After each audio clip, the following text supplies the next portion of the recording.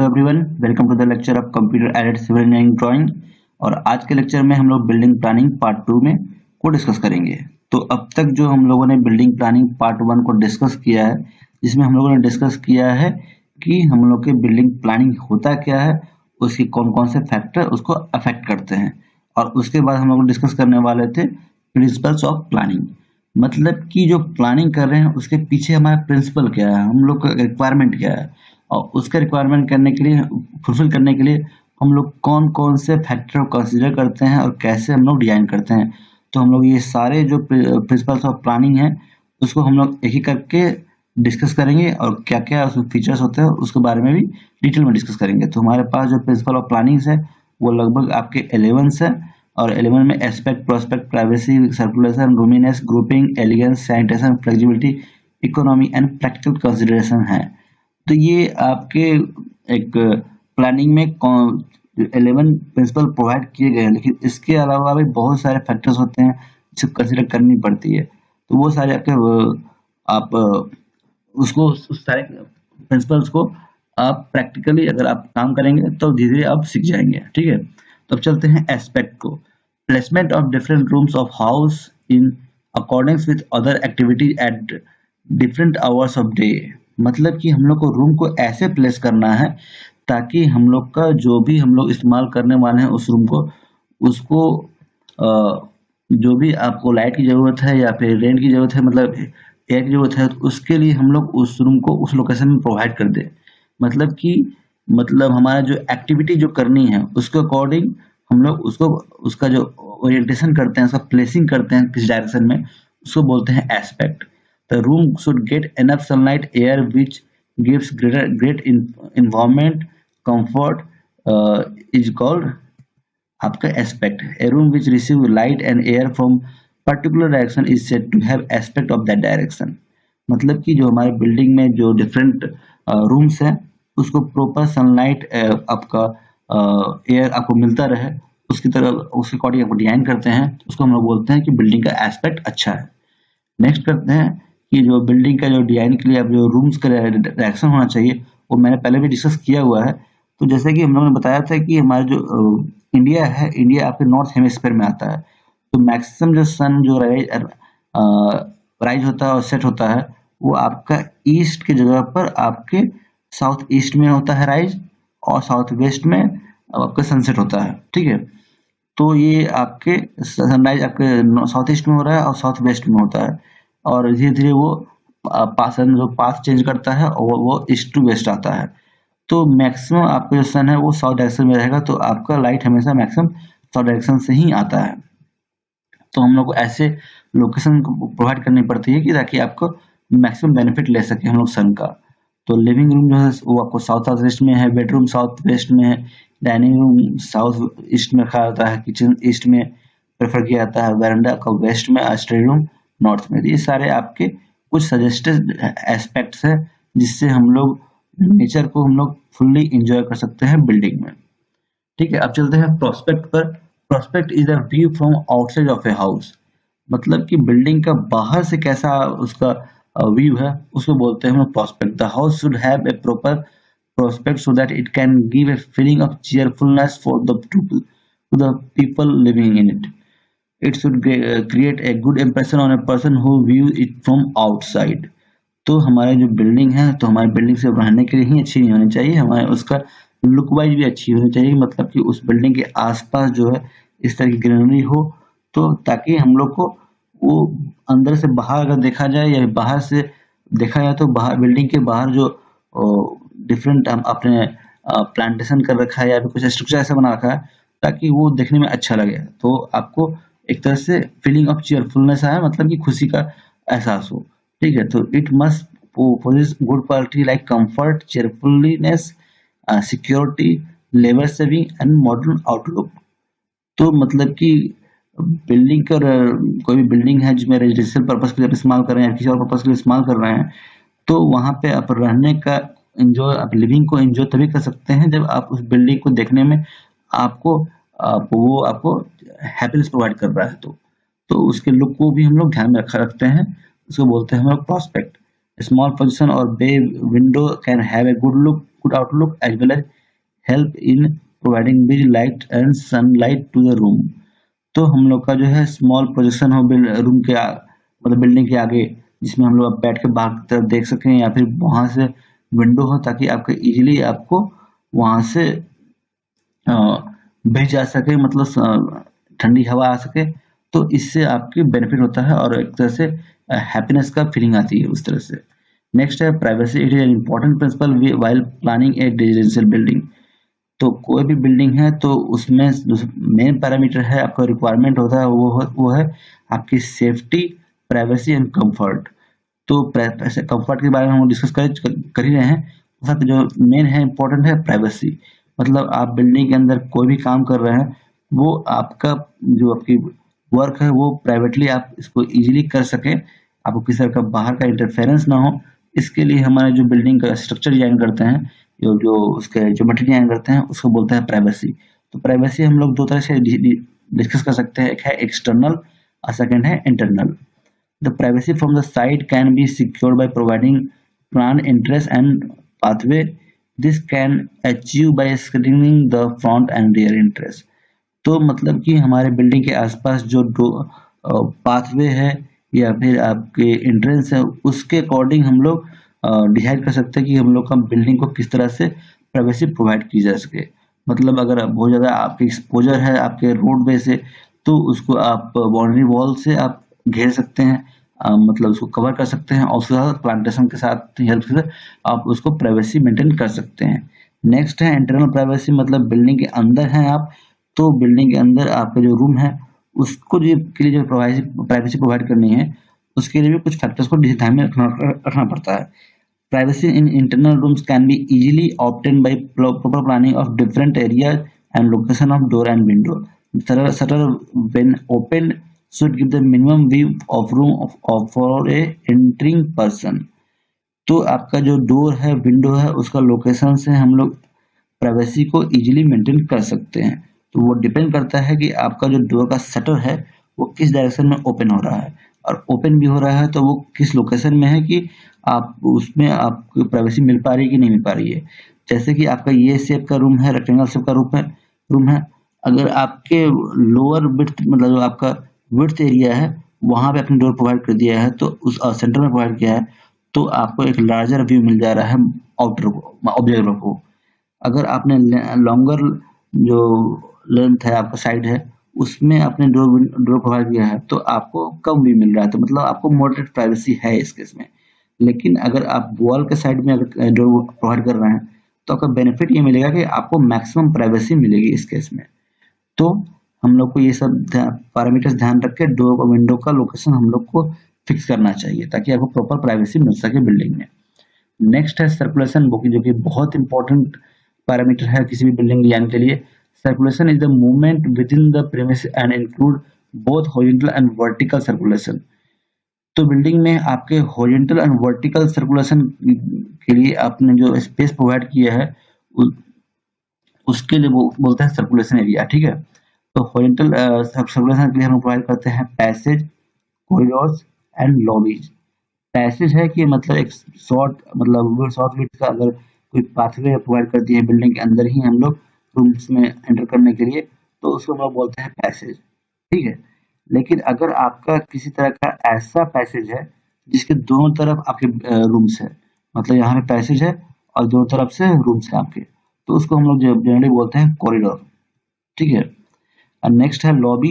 Lobby मतलब कि कोई भी बिल्डिंग है उसके आपके आउटर साइड में अपने एक रूम ही बड़ा लार्ज रूम है जिसको अपने ऐसे एज ए पैसेज इस्तेमाल कर रहे हैं, उसको हम लोग लॉबी बोल सकते हैं। जहाँ पे आप बैठ के बाहर का व्यू को एंजॉय करना चाहते हैं, तो फिर उसको हम लोग बोलते हैं लॉबी। ये सारी जो चीजें हैं वो जो सारे एरियाज है वो आपके सर्कुलेशन में आती है। तो हम लोग को अगर स्पेस का मैक्सिमम यूटिलाइजेशन करना है, तो हम लोग कोशिश करनी चाहिए कि पैसेज, कॉरिडोर या लॉबी जो भी तक के स्पेसेस है वो कम से कम हो।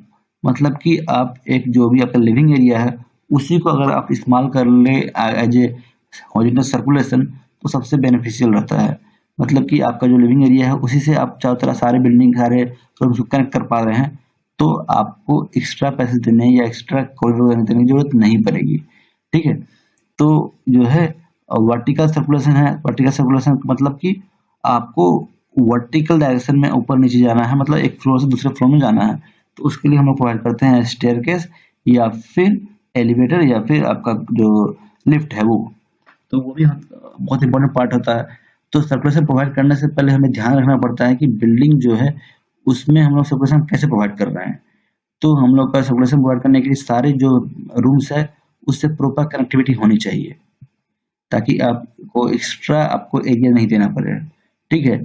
लेकिन अगर यहाँ पे जो रूम में है सारे रूम से इस लोकेशन पे आप इंटर कर सकते हैं, और इंटर करने के बाद इस स्टेयरकेस से आप एक फ्लोर से दूसरे फ्लोर में जा सकते हैं इजीली।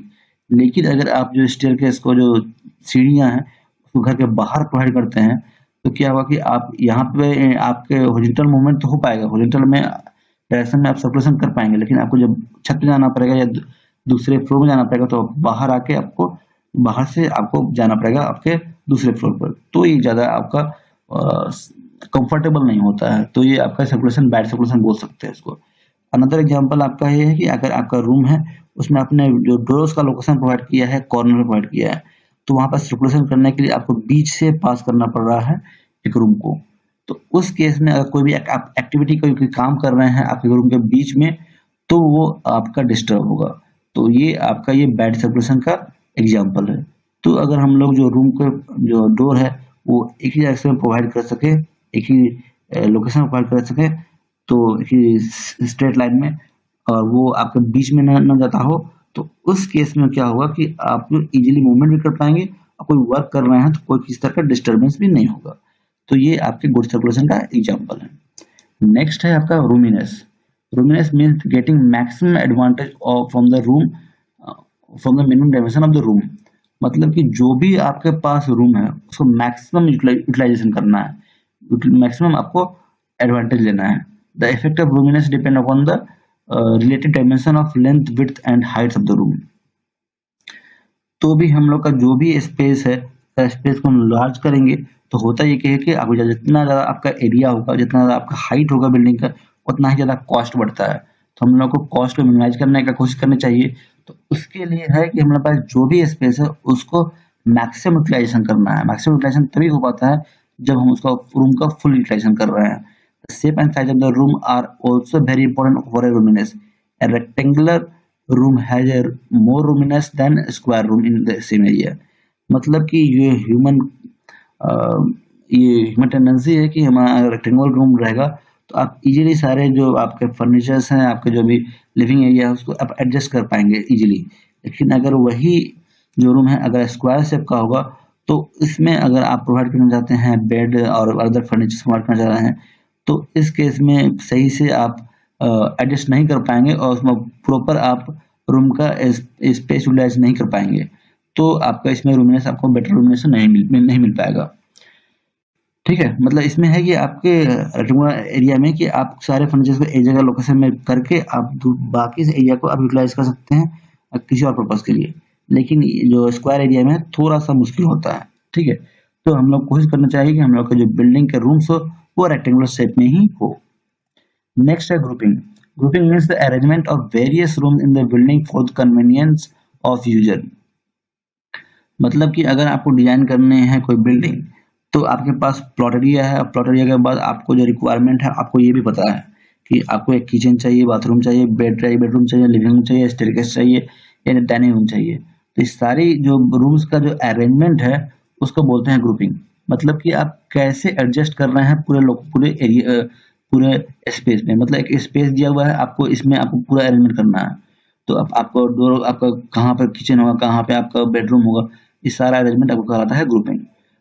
तो ग्रुपिंग जो होता है वो हमारा यूजर के कन्वीनियंस के अकॉर्डिंग ही होना चाहिए। मतलब कि आपका जो फ्यूचर में जो भी यूजर उसमें रहने आएगा उसको ज़्यादा आपको डिस्कम्फर्ट ना हो, बार बार उसको बहुत ज़्यादा प्रॉब्लम, बहुत ज़्यादा इशू आपको झेलने ना पड़े। It minimise the circulation and at the same time it improves comfort. अगर आपके पास ग्रुपिंग बेटर होगी तो आप जो है बिल्डिंग में आप सर्कुलेशन को मिनिमाइज कर पाएंगे। आपको एक लोकेशन से दूसरे लोकेशन जाने में ज़्यादा आपको टाइम नहीं लगेगा, और आप कंफर्ट भी आपका मैक्सिमम अचीव कर पाएंगे। A dining room should be close to kitchen while sanitary be away from kitchen but convenient to bedroom। तो हमें ये ध्यान रखना चाहिए कि किचन के आसपास ही आपका डाइनिंग रूम हो, ताकि आप इजीली किचन के जो भी आपका जो फूड है आप सर्व कर सके डाइनिंग रूम में। जो भी आपके सैनिटरी है, मतलब कि जो भी आपका बाथरूम है, लैट्रिन है, वो आपके बेडरूम से या फिर आपके गेस्ट रूम जो हो गया या वैसे लिविंग रूम से आपके क्लोज होना चाहिए, ताकि आप इजीली अब वहां से वहां मूव कर सके और आप किचन से थोड़ा दूर रह सके। तो अगर इस ग्रुपिंग की बात करें, एग्जाम्पल की बात की जाए इस फर्स्ट ग्रुपिंग की, आपका किचन जो है डाइनिंग के बगल में है, तो ये बेस्ट आपका ग्रुपिंग मिलेगा, गुड ग्रुपिंग मिलेगा कि आप किचन से डायरेक्टली आप फूड को यहाँ पे डाइनिंग में सर्व कर सकते हैं। बेड जो है, बेडरूम जो है, वहां से आप जो बाथरूम है उसको आप यहाँ पे वो वहां पे आप मूवमेंट कर सकते हैं इजीली, ठीक है। नेक्स्ट, अगर किचन आपको यहाँ रखा जाए, डाइनिंग यहाँ कर दिया जाए, तो इस केस में आपको ज़्यादा मूवमेंट करना पड़ रहा है और उसके बाद में हो सकता है कि आपको फूड को वहां सर्व करने में भी आपको हो सकता है वहां पे गिर सकता है, तो इस तरह से डिस्कम्फर्ट आपको फील हो सकती है। तो ये आपका इम्प्रॉपर ग्रुपिंग में कहलाएगा। मतलब कि आपको बार बार मूवमेंट करना पड़ेगा, बार बार मूवमेंट करने से आपका 2% बीच में कोलिजन भी हो सकता है। तो इस तरह से जो बिल्डिंग डिजाइन जो होती है वो इम्प्रॉपर होती है, ठीक है। तो हमें ग्रुपिंग का बहुत ज़्यादा ध्यान देना पड़ता है। नेक्स्ट है elegance. Actually elegance is the part of the architectural design. मतलब कि आपको बिल्डिंग कैसे दिख रही है, उसका खूबसूरती कितनी अच्छी है, उसको जो डिजाइन होता है उसको बोलते हैं एलिगेंस। ये एक्चुअली सिविल इंजीनियरिंग का पार्ट नहीं आता, सिविल इंजीनियरिंग उसको ज़्यादा इस पर डिजाइन नहीं सोचते नहीं है, लेकिन अगर आप प्रैक्टिस करें, आप डिजाइन करें, बहुत सारे बिल्डिंग्स को देखें, आपको आपको आइडिया हो जाएगा कि आपको किस तरह से बिल्डिंग को एलिगेंस को इंक्रीज करना है। Elegance is the grand appearance of a building attained mainly owing to the elevation, which in turn depend on the plan. It depends upon the proper positioning, selecting of door, window, balcony, roof, staircase. For better elegance, selecting superior building material for facing as polished stone and granite, marble, or mosaic. Providing position like sunset, balcony, porch, or without pergola opening. Providing by window, corner window. ठीक है। तो आपको जो है building का elegance को better करने के लिए कि देखने में कितनी अच्छी लग रही है, उसके लिए आपको ध्यान में रखना पड़ेगा कि जो बिल्डिंग की आपका जो डोर है, विंडो है, बालकनी का प्रॉपर लोकेशन पे प्रोवाइड करना है। ऐसे बिल्डिंग मटेरियल इस्तेमाल करने हैं जो कि आपको बिल्डिंग की ब्यूटी को बढ़ा सके। जैसे होता है stone, granite, marble, Mosaic, different type के आपके टाइल्स आते हैं। तो टाइल्स का इस्तेमाल किया जाता है कि बिल्डिंग के अपीयरेंस को वो इनहेंस करते हैं। आपके जो आप प्रोवाइड कर रहे हैं सनसेट, बालकनी, पोर्च, ये सारे भी आपके बिल्डिंग के ब्यूटी को इनहेंस कर सकते हैं। तो उसको प्रॉपर अरेंजमेंट में अगर आप प्रोवाइड करते हैं तो ये भी आपके बिल्डिंग एलिगेंस को बढ़ा रहे हैं। आपके जो विंडो है, कॉर्नर विंडो है, उसको भी अगर प्रॉपर डिजाइन किया जाए तो एक बेटर लुक प्रोवाइड करता है। जैसे कि आप देख सकते हैं कि यहाँ पे दो बिल्डिंग हैं जो दोनों सेम ही बिल्डिंग है। मतलब एक की बिल्डिंग को थोड़ा चेंज करके मॉडिफाई करके दूसरा बिल्डिंग बनाया गया है। तो सेम ही बिल्डिंग है, मतलब इसको आपका उसमें उसमें सारा मेंटेनेंस किया गया है, जिसकी वजह से आपको थोड़ा उसकी जो एलिगेंस है इनहांस हुई है। मतलब पहले जो बिल्डिंग ऐसी थी, सेमी बिल्डिंग है, बस उसमें आपका जो पोर्च है उसको स्ट्रेट कर दिया गया है। आपके जो आगे का जो लुक में थोड़ा सा आपका चेंज किया गया है, जिसकी वजह से सेम बिल्डिंग आपके दूसरे टाइप की दिख रही है, जो कि बहुत ज्यादा पहले से बेहतर लग रही है। तो ये जो एलिगेंस को इनहांस करने की जो डिफरेंट प्रिंसिपल्स होते हैं, वो जनरली आर्किटेक्चर वाले लोग पढ़ते हैं, स्टडी करते हैं, जिसमें कि मतलब वो ध्यान देते हैं कि आपकी जो बिल्डिंग है उसकी एक्सिस कौन सी है, उसकी सिमेट्री में है या नहीं है। सिमेट्री के साथ साथ आपके उसमें जो पैटर्न है, पैटर्न कैसा चल रहा है, ये सारी चीजों पर वो लोग ध्यान देते हैं। ठीक है।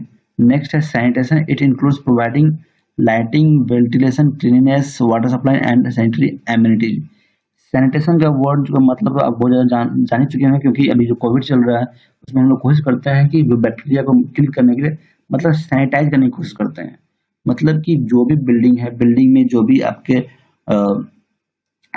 मतलब कि अगर मॉइस्चर आपका एंटर करता है, तो मॉइस्चर के एंटर करने से मॉइस्चर के साथ साथ ही बहुत सारे बैक्टीरिया भी वहां पे पनपते हैं। तो बैक्टीरिया को पनपने से रोकने के लिए और उसको किल करने के लिए प्रॉपर लाइटिंग की जरूरत पड़ती है। तो लाइट अगर प्रॉपर रहेगी, वेंटिलेशन प्रॉपर रहेगा, क्लीनिंगनेस सही से रहती है, water supply time to time easily आप प्रोवाइड कर पा रहे हैं, और साथ साथ में सैनिटरी एमिनिटीज भी प्रोवाइड की गई है, जिसकी वजह से आप जो भी अगर डस्ट या फिर कुछ तरह की आपकी गंदगी है आप उसको क्लीन कर सकते हैं, और क्लीन करने के बाद आप बिल्डिंग से बाहर निकाल सकते हैं। तो सारी जो फैसिलिटी कहलाती आती है वो आती है सैनिटेशन में। तो हम लोग को बिल्डिंग ऐसी डिजाइन करनी है कि प्रॉपर लाइट आ सके, उस पर प्रॉपर वेंटिलेशन बना रहे, उसमें क्लीननेस के लिए आपको प्रॉपर आपके जो फ्लोर का स्लोपिंग आपको बना कर रखना पड़ेगा।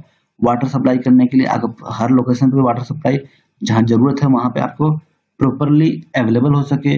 जिसके साथ साथ जो भी वाटर सप्लाई से आप जो भी बिल्डिंग को साफ कर रहे हैं, क्लीन कर रहे हैं, तो जो वेस्ट वाटर निकल रहा है उसको प्रॉपर डिस्पोज करने के लिए जो सैनिटरी एमिनिटीज होती है, मतलब वेस्ट वाटर पाइपलाइन होती है, उसको आपको बिल्डिंग का लोकेशन में सही से फिट करना दिखाता है सैनिटेशन।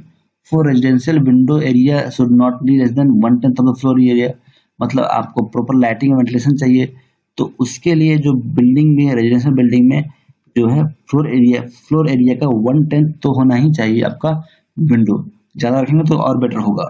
और जैसे कि आप कुछ और बिल्डिंग्स होते हैं जैसे स्कूल्स होते हैं, उसमें 1/5 ऑफ द फ्लोर एरिया भी आपका सफिशिएंट होता है। लेकिन हम लोग कोशिश करते हैं कि 1/10 रखें ताकि आपको प्रॉपर लाइटिंग आपको मिल सके। नेक्स्ट है flexibility. Flexibility means that a room which is plan for the one function be used for other if required, like study room may be plan for using guest room. तो आपने कुछ building बना दी, building में बहुत सारे rooms provide कर दिए, लेकिन आपने कुछ डेजिग्नेटेड बनाया है कि आपको बिल्डिंग का ये जो रूम है वो बेडरूम ही रहेगा, ये रहेगा तो आपका डाइनिंग ही रहेगा। लेकिन अगर आप चाहें तो अपनी फैसिलिटी के अकॉर्डिंग आप चाहें तो अगर आप चेंज कर सकते हैं बिल्डिंग को, मतलब बेड को डाइनिंग में, डाइनिंग को बेड में, या बेडरूम को मास्टर बेडरूम को एज ए गेस्ट रूम। तो अगर आप इस शिफ्ट कर पाए तो इसको बोलते हैं फ्लेक्सिबिलिटी। तो थोड़ी फ्लेक्सिबिलिटी आपको फ्यूचर के अकॉर्डिंग, फ्यूचर प्रोस्पेक्ट के अकॉर्डिंग लेके चलनी चाहिए और उस अकॉर्डिंग ही डिजाइन करनी चाहिए। मतलब कि फर्दर आप कोई कमर्शियल बिल्डिंग बना रहे हैं, कमर्शियल बिल्डिंग मतलब कि आप मार्केट प्लेस बनाया हुआ है, लेकिन मार्केट प्लेस पर हो रहा है कि आपके मार्केट में ज़्यादा लोग एंटर नहीं कर रहे हैं। अगर आप चाहते हैं कि आप उसको कन्वर्ट कर दें स्कूल के रूप में, तो इस तरह से अगर जो कन्वर्ट करने के जो प्रोसेस है, तो कन्वर्ट करने के लिए आपको जो भी कम से कम आपको कंस्ट्रक्शन करना पड़ रहा है, तो आपकी बिल्डिंग की फ्लेक्सिबिलिटी हाई है।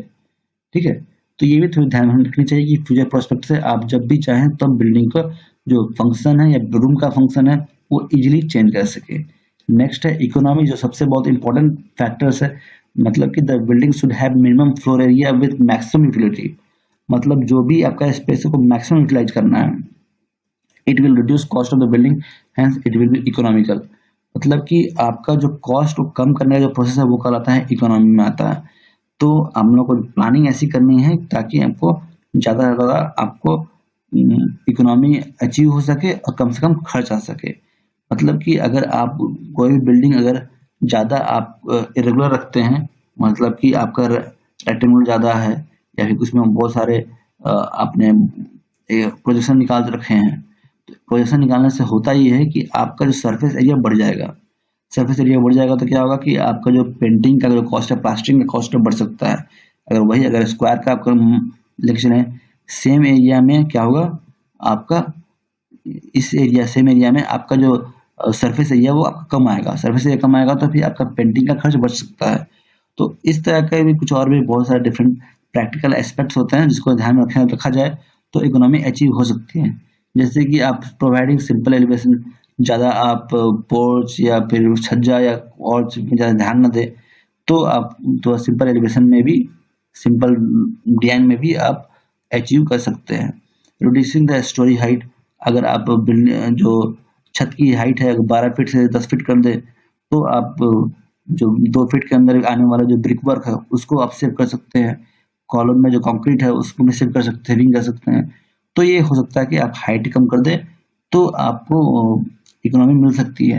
लेकिन अब डिपेंड करता है कि अगर आप कमर्शियल यूज के लिए बिल्डिंग बना रहे हैं तो उसमें आपके एक बिल्डिंग में बहुत सारे लोग जो है एंटर करते हैं तो आपको प्रॉपर स्पेस होना चाहिए ताकि आप जो स्पेस में जो आपका ऑक्सीजन की कमी नहीं होनी चाहिए, इसीलिए आपको थोड़ा सा हाइट रखा जाता है कमर्शियल बिल्डिंग में। तो वो डिपेंड करता है कि आपको कितने लोग वहाँ पे मूवमेंट कर रहे हैं, आपके कितना अच्छे वेंटिलेशन है, उस पर भी डिपेंड करता है आपकी इकोनॉमी। नेक्स्ट है dispensing of porches, lobby and balcony.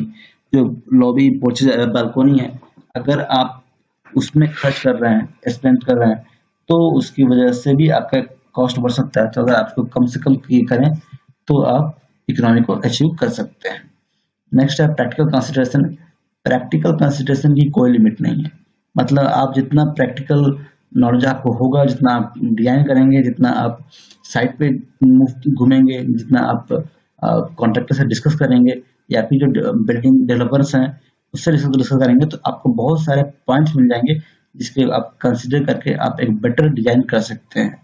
जैसे कि provision of for future extension without dismantling should be made while planning. मतलब कि अगर आप चाहते हैं कि बिल्डिंग जो है वो 2 स्टोरी की, आप चाहते हैं 3 स्टोरी बना दें, या फिर आप बिल्डिंग के आसपास कुछ स्ट्रक्चर बनाना चाहते हैं, तो उसके अकॉर्डिंग आपको ये, अगर फ्यूचर एक्सटेंशन के अकॉर्डिंग आप डिजाइन कर रहे हैं तो ये आपको ध्यान रखना चाहिए। नेक्स्ट है strength, ability, convenience, comfort of occupants should be the first consideration while planning. मतलब कि आपको स्ट्रेंथ का ध्यान रखना पड़ेगा, स्टेबिलिटी का ध्यान रखनी चाहिए, कन्वीनियंट है कि नहीं, कंफर्ट है कि नहीं, ये सारी चीज़ों को ध्यान में रख के आपको प्रैक्टिकल सिचुएशन को ध्यान में रख के ही आपको डिजाइन करनी चाहिए। मतलब कि आसपास की जो लोकेशन है वहाँ का कैसी है, वहाँ पे स्टेबिलिटी है या नहीं है, मतलब सॉइल स्टेबिलिटी है या नहीं, बिल्डिंग मटेरियल इस्तेमाल कर रहे हैं वो स्ट्रेंथ है या नहीं। तो बहुत सारे जो फैक्टर्स होते हैं उसको भी ध्यान में रखना पड़ता है practically for designing. As far as possible of rooms should be kept large. Large room can be shortened by providing movable partition, but smaller room cannot be enlarged easily. मतलब कि जो आपकी बिल्डिंग है आप कोशिश करना चाहिए कि लार्ज रूम का ही इस्तेमाल करें। मतलब कि लार्ज रूम है तो आप उसको मतलब पार्टीशन वॉल के थ्रू, आप टेम्पररी वॉल या परमानेंट वॉल के थ्रू ब्रिक वॉल का इस्तेमाल कर सकते हैं, यहाँ पे एल्युमिनियम पार्टीशनिंग कर सकते हैं, या फिर प्लाईवुड पार्टीशनिंग करके भी एक रूम को 2 रूम में आप कन्वर्ट कर सकते हैं। लेकिन आप स्मॉलर छोटे रूम्स हैं आपके पास, तो उसको तोड़ के आपको बड़ा रूम बनाना थोड़ा टफ हो जाता है और उसमें कॉस्टली भी होता है, और तोड़ने की वो प्रोसेस में हो सकता है कि आपके डैमेज हो सकता है बिल्डिंग, मतलब उसमें स्ट्रक्चर में क्रैक आ सकते हैं। तो ये प्रैक्टिकल कंसिडरेशन आपको करना चाहिए। The number of door and windows should be minimum provision for built in future and proper places are useful for point of view of utility. मतलब कि अब आपको ध्यान रखना पड़ेगा कि बिल्डिंग है तो उसमें जो विंडो और डोर इस्तेमाल आप कर रहे हैं वो प्रॉपर उसका जो लोकेशन होता है वो कम से कम आपका स्पेस आपको वो घेरना चाहिए। मतलब कि आपका जो जो विंडो है अगर लेंथ वाइज ज़्यादा लंबा होगा तो हो सकता है कि आपको लाइट तो मिले ही, आपका विड्थ आपको बच सकता है। विड्थ आपको बच सकता है तो विड्थ बचाने के बचाकर आप इजीली उसमें कोई भी फर्नीचर रख सकते हैं। मतलब कि अगर ये रूम है, ठीक है, तो अगर आपने यहाँ पे डोर दे दिया हुआ है और यहाँ पे भी विंडो दिया हुआ है, यहाँ विंडो दिया हुआ है, तो हो सकता है कि विंडो, इतना सारा विंडो है तो आपको अलमीरा रखनी है, तो अलमीरा रखेंगे तो आपको क्या हो जाएगा, विंडो ढक जाएगा। तो फर्नीचर इस्तेमाल कर रहे हैं तो फिर इसकी वजह से आपके जो विंडो आपके ढक जा रहे हैं। तो आप कोशिश करेंगे कि आपको एक ही लोकेशन पर विंडो ज़्यादा दे दे, कम कम से कम, मतलब आप ज़्यादा आप उस स्पेस का इस्तेमाल करके आप फर्नीचर भी रख सकते हैं। तो इस तरह के बहुत सारे प्रैक्टिकल कंसिडरेशन हैं जो कि रखना चाहिए, जिसके अकॉर्डिंग डिजाइन करनी चाहिए। ठीक है, ओके। तो नेक्स्ट लेक्चर में हम लोग डिस्कस करेंगे बिल्डिंग ड्राइंग के बारे में, मतलब कि कितना तरह के बिल्डिंग में ड्राइंग भी इस्तेमाल किए जाते हैं। ठीक है, ओके, थैंक यू।